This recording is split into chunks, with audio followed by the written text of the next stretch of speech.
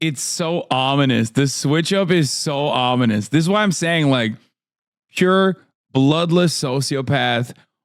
Only emotion you will ever get out of him is anger, okay, and resentment.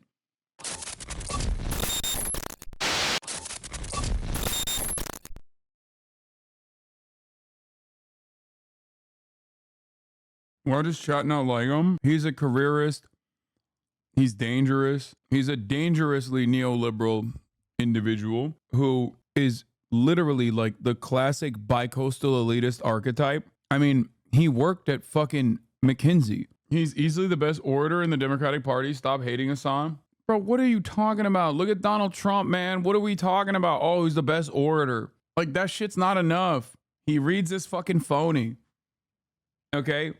He is super captivating for everyone with a globe emoji on Twitter, everyone with a Ukrainian flag in their bio on Twitter, and that's like 150 total people, okay? He's a great orator in the same way that JD Vance is a good orator.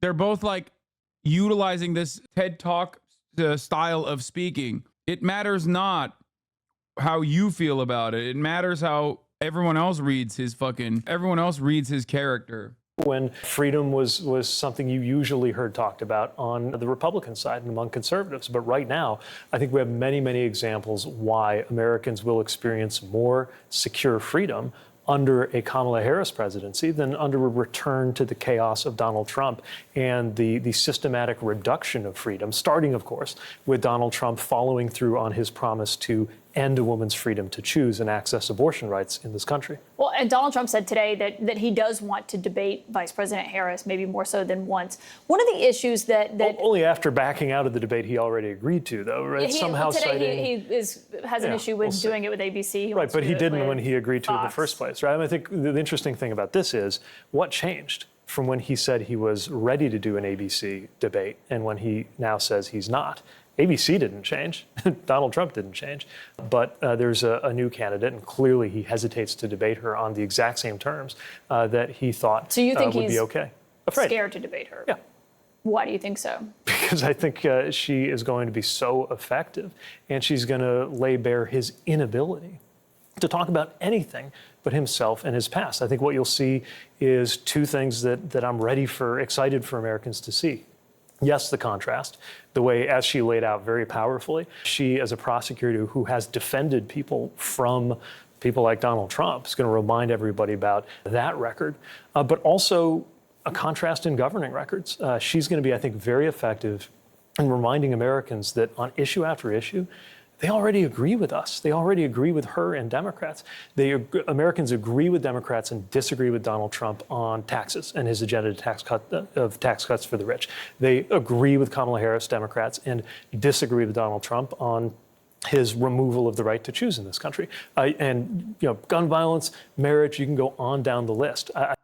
Former Mayor of South Bend is literally the most hilarious qualification for a presidential candidate. The fact that he was handed the transportation job is ridiculous. Is it, though? I think they are straight up propping him up to be the most CIA adjacent president that the Democratic Party could ever put forward. He speaks 8 languages. I don't care. I don't. What do you mean? Okay, cool.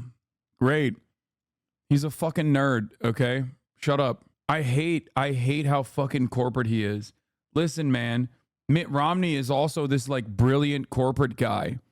Okay, look at the way the American public perceived him. They're posting him up to give him a higher profile. He can't win a single seat in his state. Yeah. Like Xiaoma, New York City, speaks like 16 languages. You don't see me advocating for him to fucking run for president, okay? What a ridiculous qualification. I think she's very well positioned to remind Americans of that fact. Well, and Trump also has a record on immigration. We saw what he did with the bill that was negotiated by some Republicans, a bipartisan group on Capitol Hill earlier. But there's also a record for the Biden administration, and it's been one of the lower points where they have polled and a top concern for voters. So what does that look like for Harris as, how she defends how the Biden administration has handled immigration, but also maybe trying to separate herself from some of those decisions? Well, I think she's going to be able to, again, remind Americans of the difference between somebody who's focused on solutions and somebody who is focused on anything that can divide us. This bipartisan immigration bill that Donald Trump helped to kill would have made a difference at the border. And it was negotiated, by the way, with very conservative Republicans as well as Democrats. Why did Donald Trump kill that? Well, because he actually needs things to be terrible at the border. He's not interested. That's crazy. That's crazy that she thought, like, yeah, I hate this narrative surrounding the fucking right-wing immigration bill that we're considering a bipartisan immigration bill. It's just a right-wing immigration bill. It's just being passed by Democrats with the worst instincts possible. Like, hypocrisy baiting on this front is so unimaginably brain dead, okay? It's so unimaginably stupid. It's just like you are gift wrapping fascism, both in terms of policy and politics, to the right. Interested in the immigration issue or the border issue becoming less chaotic. Chaos is his oxygen. He is for anything that will make it more chaotic in this country, which is why, again, he went out of his way to intervene in a congressional process and block that compromise from happening. Yeah, but if she's pressed on, after that was sunk, you saw President Biden sign an executive order cracking down on asylum seekers at the border and what those limits look like depending on how many people are crossing the border each day. If she's pressed on an issue like that, does she defend it? Does she say that it was the right move at the right time? Or is there room for her to stake new ground on something like that? Well, we'll see how she speaks to that and how she wants to lead the conversation on that. But she will already be in a position to talk about an administration, the Biden-Harris administration, that made tough choices to help with this issue. And someone like Donald Trump, who has gone out of his way to make this issue worse, because the worse it is for America, the better it is for him. There's a new Marist poll out today as we're in this search for a running mate. It actually is you at the top of it. Also, Governor of Michigan, Gretchen Whitmer, both around 21%. That's among Democrats and Democratic-leaning voters. We've heard a lot of governors being on this list. Do you believe that a cabinet secretary with a residence in Michigan who's from Indiana should be on that list? It's day 2 since President Biden made his decision. What I know is that nobody's more of an expert, other than maybe Joe Biden, nobody's more of an expert on the vice presidency and on how that process should work than somebody like Kamala Harris. I know she's going to have a process and make a decision that makes sense for her, for the party, and for the country. Yeah. Have you had any conversations about it, though? Or I've had one conversation with her, and it was on Sunday, and it was about how excited I am for her to lead this party and the fact that I was going to support her. The ticket did not come up. Okay, so nothing on the ticket there. Donald Trump said today that he doesn't regret picking J.D. Vance as his vice presidential nominee in this process, despite the fact that it happened before he knew that Harris was going to be at the top of the ticket, as we believe. Do you think that there's someone she could pick as her vice president that would make him regret that choice? Well, again, that's going to be her call, her process. But what I will say is that the choice of J.D. Vance is a regrettable choice, because he's somebody who was at his most convincing and effective when he talked about how unfit for office Donald Trump is. And he is not. God, Pete is such a fucking piece of shit. He's so good. Yeah, the most effective counter to J.D. Vance is literally fucking Waltz or Bashar, right? Especially Bashar. He knows that. Ain't nobody fucking likes him in the Rust Belt. They hate him in the Rust Belt, actually, because he's the type of guy who comes in. When he's the type of guy that you see outside of the fucking Motel 6 in your hometown, you know there's mass layoffs coming, okay? And I mean that literally and figuratively, okay? Pete Buttigieg, the only time when a guy like him comes into your fucking town, you're about to watch a facility close down, okay? That's it. That's precisely what he did when he was at McKinsey, and that's precisely how he carries himself. Or there's a chemical spill, and he's haphazardly trying to do PR for the administration. Neither of which are good things, okay? He is like a plague rat. His presence is unsettling. Bashir, on the other hand, and Waltz, on the other hand, are fairly popular, if not very popular, governors with a long track record. Well, not long, but like a decent track record of fighting and winning good progressive policies and good progressive legislation for their constituents, not even just their constituents, but everyone in their states. Okay? So those would be the two perfect foils. I mean, one's Kentucky. Both could claim Appalachia to a certain degree. Both can claim Rust Belt to a certain degree. They're good. They're popular. And those would be the perfect foil to J.D. Vance. If anything, I suspect Pete Buttigieg would be the worst possible pick for J.D. Vance because him and JD Vance are cut from the same cloth. Anyway, there's a lot of talent in the Democratic Party. Pete Buttigieg is not one of them. Not explained any reason, other than, of course, his obvious interest in power, why he would have changed his mind on that. Remember, J.D. Vance's whole identity is that he is connected to Appalachia, a place that is being hurt so profoundly by the opioid crisis. So the fact that he didn't just refer to Donald Trump as an idiot, though he didn't just say all kinds of things about how he was terrible, but compared Donald Trump to opioids. That is literally the darkest, most negative thing someone connected to Appalachia could possibly say about a politician. And that was in public, right? In private, he was comparing him to Hitler, reportedly.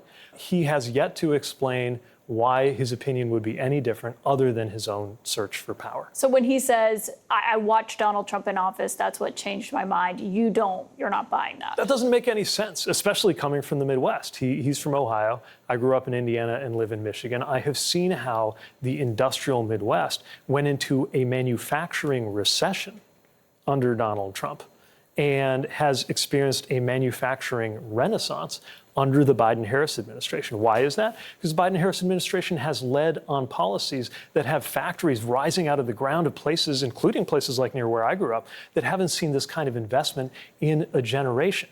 How could J.D. Vance or anybody else initially think that Donald Trump is a disaster, watch him lead the country into a manufacturing recession? This is, by the way, before COVID, let alone everything that happened through the mismanagement of COVID, and then say, oh, now I've seen the light. He's a great leader and I want to be on his.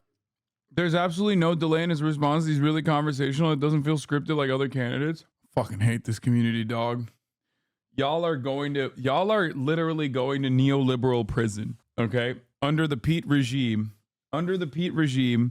every single one of you are going to prison, okay? I hope, and you deserve it. They're going to send you to prison for being gay. Make him press secretary. Keep that man away from power. Okay. His team. I think we all know why J.D. Vance changed his mind. Do you think Harris will be able to appeal to those, skeptical working class voters in a Michigan, in a Wisconsin, in a Pennsylvania? Those are voters that Biden had real crossover appeal with them in 2020. Do you think Harris will be able to have that outreach to them? Yes, and I think the reason is, again, that most voters where I come from agree with her on most issues. We talked about taxes, right? The Republican Party, whether we're talking about Donald Trump or J.D. Vance, despite the kind of faux populism, they are about tax cuts for the rich and for corporations. One of the few promises that Donald Trump actually kept was the one to cut taxes for the rich. That's what they're about. And by the way, they're also against things like the minimum wage, against labor unions. J.D. Vance got, I think, a 0% rating from the AFL-CIO. You compare that with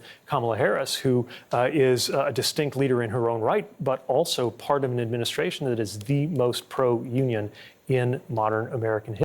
He's a very good communicator. Yeah. Keep him the fuck away from power, dude. He is genuinely a terrifying sociopathic figure. Okay. I don't think people understand. He is very good on paper. He has a great resume, and I think he would lead America into like a second Thatcher style neoliberal regime, like Ronald Reagan. History. There are so many issues, bread and butter issues, like questions on the cost of childcare that Donald Trump was literally, it seemed, incapable of even hearing during the first debate, certainly incapable of responding to, which is something that Kamala Harris has been very focused on, making it easier and more affordable to raise a family in this country. That child care answer in the debate from both candidates was, I think, kind of confounding to everyone. But I'm glad you brought up children, because there's actually this answer that J.D. Vance gave a few years ago, and he name-dropped you in it about people who don't have children working in the government. This is what he said. It's just a basic fact. You look at Kamala Harris, Pete Buttigieg, AOC, the entire future of the Democrats is controlled by people without children. And how does it make any sense that we've turned our country over to people who don't really have a direct stake in it? Now, I should note, you have 2 children. They were born before Pete gave that answer. Harris is also a stepmom to children as well. But what's your response to that?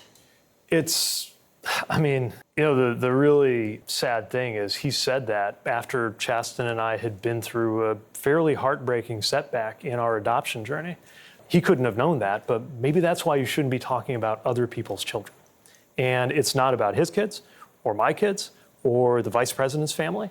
It's about your family, people's families whose well-being will depend on whether we go into a future led by somebody like Kamala Harris, who is focused on expanding the prosperity, the freedom, the well-being of our families. And by the way, especially if you have kids and you're worried about climate, choosing between a party that has a plan on climate that creates jobs and a party. He's literally so Patrick Bateman coded. I don't know. I don't know how else to describe it. Like it's very clean. It's very calculated. There's not a single fucking emotion beyond anger behind those eyes. He is a perfect consultant.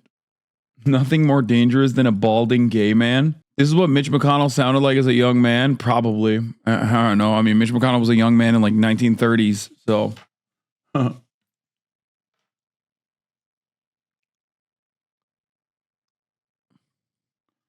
Is Mayor Pete having a hand in the Canadian bread price fixing scandal just a meme or actually true? No, that is actually true. He's a great attack dog for the Democrats. Put him as press secretary. I'm perfectly fine with that. He probably wouldn't take that position because he has higher aspirations, but... That still calls it a hoax, even as we went through the hottest day in world history? Or do you want your children to grow up in a country defined by a return to the chaos and recrimination and cruelty that was the hallmark of the Trump era? I still don't really see what your issue with him is, other than his highs to like the position so far as mayor. Have you ever heard of the term, like, we should never make someone who really wants to be king the king? Like, it's not a term, but like the statement that like you should never get someone who really wants to be president. Colloquialism. That's a pretty solid warning about Mayor Pete. Okay. Mayor Pete has been angling the presidential position since he was like 12 years old. Okay? Absolutely. He is basically an empty vessel filled to the brim with neoliberalism, but he will hide those worse elements of his policy prescriptions by trying to dance around the issues. He is hard to pin down on policy prescriptions. Oftentimes, I tracked his campaign very closely in 2019. His record as the mayor of South Bend, Indiana was abysmal in terms of like refusing to do something about the white supremacy that was going on in his police force at a time when Black Lives Matter was in the forefront of the conversation. So obviously that played a pretty major role against Pete Buttigieg. I believe you when you say we need to be wary of someone. Yes. In South Bend, Indiana, his revitalization attempts were also utterly abysmal. Very much neoliberal. It's the classic, like, let's turn South Bend, Indiana into Silicon Valley type shit. That's your metric. Someone wants to be president equals bad. You can't be serious. Dude, do you just like turn off the fucking computer after you type something? Like why are you responding to something that I said 5 minutes ago as I'm in the process of explaining exactly why I don't like Mayor Pete in terms of his policy prescriptions for the next 5 minutes? See you in 5 minutes when you go, oh, sorry, my bad. I'm on a fucking mobile phone. Anyway, I understand what you're saying. I just don't agree with it. I don't get that vibe from him at all. Oh my God. Oh my God. Bro, you cannot be for real right now. Okay, give me the fucking bread prices clip. Give it to me. Organization needs to cut costs, then that can involve layoffs. Another of your clients, Loblaws, the grocery chain, has since said that it was involved in the price fixing of bread during the time that you were analyzing grocery prices for them. I'm curious first, just did you analyze the price of bread for them? Was that part of your remit? Not in any detail. So basically the way my job worked was they have about 50,000 items that they sold, and I was creating and then crunching a database. And what we would do is we would figure out, based on a year's worth of sales, if they tried to cut a certain percent off their prices across a certain number of hundreds of stores, what would the impact of that be? So bread was probably one of the UPC codes in there, but I didn't pay attention to one product over another. Mm-hmm. When you were working at McKinsey, did you understand the company's purpose to be exclusively maximizing its own profitability? Did you understand the purpose of the companies you worked for to be exclusively to maximize their profitability? Well, many of my clients, as you know, were public sector and nonprofit. So obviously their function was not about profitability. Yeah. But yes, I worked for a company, a for-profit company. Do you think that that should be the sole mission of a corporation, though, to maximize profitability? Well, I think that there's something to be said for the dialogue that's happening with, for example, what's going on in the Business Roundtable. But also, this is where policy needs to come in. We can't expect corporate America to spontaneously change what. Damn, by the way, he lost so much hair. Big dog, you got to get on minoxidil pronto. Hey, yo, that New York Times journalist owned him so hard, he started looking like him. It is about without imposing different kinds of left and right boundaries. And to me, where the public sector and the function of regulation meets what private companies do is precisely to set up those kinds of boundaries. So I welcome anytime a company undertakes, what is called corporate social responsibility, charitable activity. Dude, come on. Dude, look at this. Look at what he's doing. He's a PR man, dude. Just no real fucking answer. All word salad, but it actually plays so well to like a very specific kind of liberal who fancies themselves to be an intellectual, who wants a guy to just say the right things, okay? Or other factors in what they care about. I've been very interested to see the development of things like B Corp. Like, obviously, because of his background, he can't turn around and be like, no, I don't think that is the only thing that corporations care about. And I think it's actually utterly repugnant that kind of attitude and that kind of sentiment is exactly why we have water supply being poisoned all around the fucking country. We have forever chemicals that are destroying the next generation and the previous generation that was destroyed by lead poisoning. Okay? He can't do that because he worked at fucking McKinsey fixing bread prices. Do you understand? But a lot of you look at this guy and go, well, ooh, he's fancy. He uses fancy words, big man. Which has been a big conversation, especially around South Bend, actually, because one of the pioneering ones was a company called Better World Books that grew kind of up and around Notre Dame. But I also don't think we should be naive about how corporations... I'm serious. He worked for a corp. What's his responsibility? Exactly that. He's doing the best he can. Yeah, dude, I don't fucking want... Hey, guess what, dude? I don't want a guy who worked at McKinsey to be president ever. Do you understand? Ever. That is literally a reality that even Republicans came to terms with respect to Mitt Romney. Do you understand me? And Mitt Romney was a significantly more fucking progressive figure in terms of the rest of the Republican Party than Pete Buttigieg is. Okay? He's a corpo rat. That's the whole point. Mitt Romney was at Bain. He's at McKinsey. These are consulting firms. Their entire job is to eliminate redundancy, which is to engage in mass layoffs, okay? Cut corners at the behest of the corporate bottom line, at the behest of increasing shareholder value.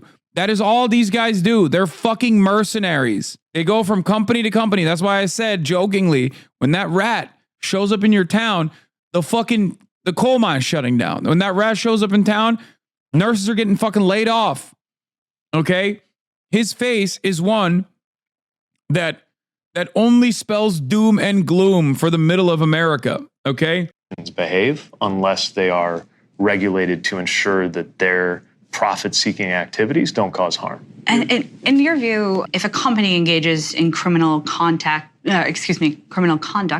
are the employees responsible for that conduct? Well, obviously there's a whole theory in law about how liability works. But yeah, if somebody undertakes illegal behavior, they are, as a general rule, liable and should be. But bring that down to the practical level then. If you're working for a consultant to a company that's engaged in a massive price-fixing scheme, what's your responsibility? Well, if you have anything to do with any wrongdoing, then you're responsible. You have criticized some of McKinsey's more recent... This is my favorite part. Is coming right now. He's locked in. He's locked in. He's like, I'm going to kill you. After this interview is over, I am going to assassinate you by drone strike. For downsizing. You've been on the front lines of corporate price fixing. You've been on the front lines of our misadventures. Of our misadventures in foreign policy. You've had direct experience of many of the things that make a lot of young people very angry about the way that this country is operating right now. You don't seem to embody that anger.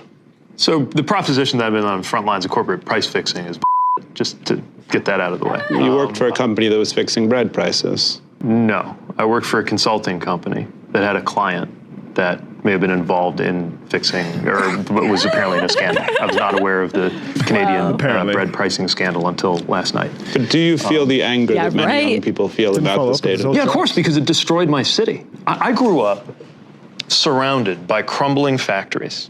Dude, it's like, it's so ominous. The switch up is so ominous. This is why I'm saying, like, pure bloodless sociopath. Only emotion you will ever get out of him is anger, okay? And resentment. Just like, it's phenomenal. This is one of the best clips to perfectly demonstrate. This is one of the best clips to perfectly demonstrate how he operates.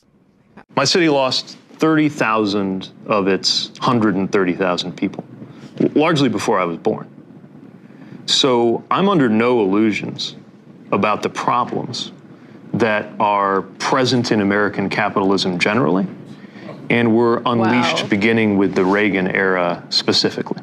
And while I may not be as emotive sometimes about my sense of anger or frustration or injustice, I would not be doing any of this if I were not propelled by a level of passion. Yeah, exactly. Oh, I'm obviously passionate. I'm trying to be president. He said the same shit when babies were being poisoned by formula. Pete Buttigieg, hungry babies regrettably are just the price of free market. Wait, what? Where?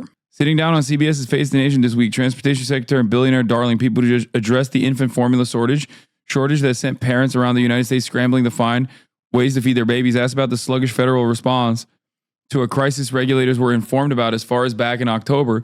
Buttigieg absolved the Biden admin through a little bit of neoliberal sleight of hand. Let's be very clear.